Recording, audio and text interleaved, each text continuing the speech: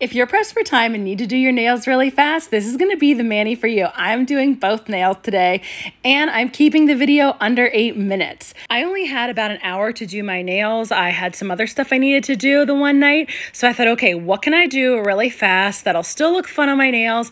And I love mismatch mani. So I decided to grab out some chrome dip powders. If you've never used chrome dip powders, they are so fun. They're a dip powder, but also are a chrome. So you can either wear them as they are to get a chrome-like effect, or you can chrome them over themselves to get a true chromed effect. And the ones I'm using are Neon Shimmer Chrome Dip Powders. The two that I'm using are called Jellies and Mash. On my left hand, I'm going to be doing Jellies, and on my right hand, I'm going to be doing Mash. Well, I have a really thin layer of builder gel as my base, and I decided not to use peel base.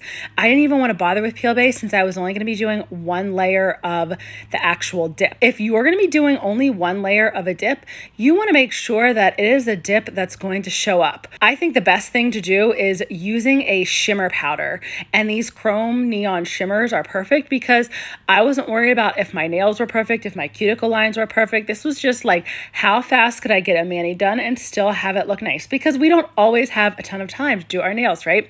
So my builder gel was on, I buffed it really smooth, I pushed back my cuticles.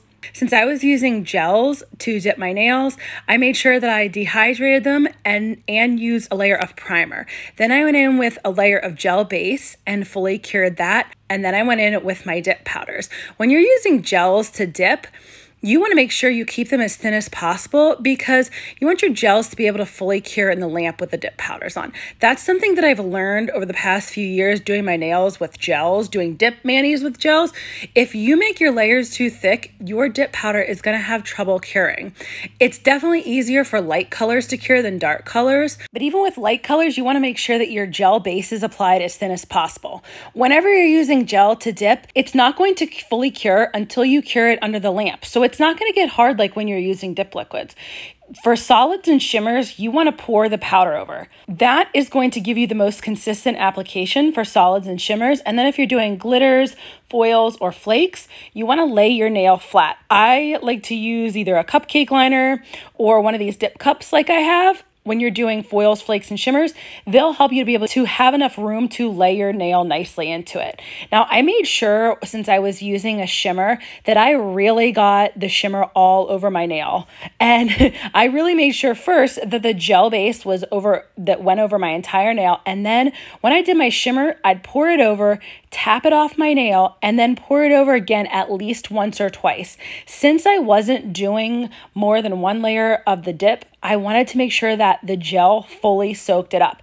If I had been doing 2 or 3 layers of the dip powder, I wouldn't have been as concerned. I still wanted to keep it as thin as possible, but doing it this way and making sure that all the gel was fully soaked up, this way I knew I would get a good color payout. The shimmers work so well for doing a quick mani because shimmers hide any mistakes you have at your cuticle area, or if your cuticle area is not perfect, especially if you're using a light shimmer. It's not going to work as well if you're using a dark shimmer, but a lighter shimmer like this Jellies and Mash, they really hid that my cuticle lines weren't perfect because I took some isopropyl alcohol on that angled brush and then went around my cuticles and went around the sides of my nails to make sure that there was no gel. Normally, I do that, I cure, and then I dust off the powder, and then I go with another layer of gel base, like you're seeing me do here. But once I do that, I would typically wipe off the tacky layer and then file and shape and really make sure that my cuticle lines were really nice. But all that adds extra time, and I didn't want to spend any extra time doing my nails, and I absolutely had to. I wanted to see how fast I could do it. I did this mani both hands in under an hour. It was like 45, 50 minutes, which for me is pretty much unheard of since it typically takes me about 2 to 3 hours to do my nails. I like to take my time. I do a bunch of different designs on my nails. Like maybe I'll do some ombre if I'm doing stamping. If I'm doing stamping, that adds like an extra 45 minutes to my mani because I take my time. Sometimes I mess up. I have to wipe off anything that gets on my hands.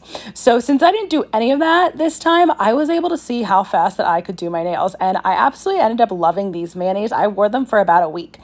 Once I finished doing that layer of dip powder on my nails, I fully cured it for 60 seconds. Then I wiped off the excess dip powder. I scrubbed it off with a stiff nail brush. Then went in with a layer of gel base, fully cured that, gel top, and fully cured that. I like to cap my edges whenever I'm using gel base and gel top, and really when I'm using dip liquids as well. I cap my edges with the top coat. This is going to help seal your manicure in and make it last longer. If you're somebody who likes to wear your nails for more than a couple days, you're going to want to cap your edges with your top coat. I know everybody doesn't use gel base to cap their edges, but I really like to do it. It helps my gel stay on really well. And for me, like, gel just has never liked my hands. It's always peeled off really fast. So when I found builder gel and it actually stayed on my nails, I was super excited. But anytime I use gel base, I'm really careful about capping my edges, since gel base just does not seem to want to stay on my nails. I can't figure out why. Gel top stays on great as long as I use gel base, and builder gel stays on really well as long as I don't use gel base underneath it. I know most people need gel base under their builder gel for better adhesion, but for some reason I cannot use that. Now I'm working on my Mash Mani, and this coral is absolutely stunning, and it shimmers has like a greenish chrome effect to it. You can see it in the light really well. It's hard to see in the lighting that I have in here. If you're somebody who wants to try neons, but you're not sure if you want to go all out crazy bright neon, these shimmer neons are a great way to transition into seeing if you think you're going to like neons, because they're not super bright. They're bright enough and they're so gorgeous. I applied Mash in the same way that I did Jellies. I only did one dip, and I would pour it over, tap off any excess, keep pouring 1 to 2 more times until I made sure that all the liquid was soaked in. And I still did my application of the gel base really thin. I wanted to keep my nails as thin as possible for when I e-filed it off. Sometimes e-filing off dip powder can take a good amount of time if you have a couple layers and it's really thick. That was my other reasoning for only wanting to do 1 layer of the dip powder. Then I knew I could e-file it off pretty darn fast. I've already taken off this mani now. By the time I'm doing the voiceover, it only took me like 10 minutes to get the entire mani off and even file my builder gel down. After I cured the one layer of dip powder, I went through and I dusted off the excess really well. That helped me keep my layers thin. Then I added a layer of gel base over my entire nail and fully cured that, and added a layer of gel top and fully cured that as well. Make sure that you wipe off any gels on your skin before you go and cure. I'm going to keep saying this every time. Leaving uncured gel on your skin or curing gel on your skin leads to gel allergies, and we love our gels. We do not want to give up using them. If you're still struggling with the gel method for dipping your nails, then check out this next video where I go over all the do's and don'ts of the gel method. Thanks so much for joining me today, nail crew.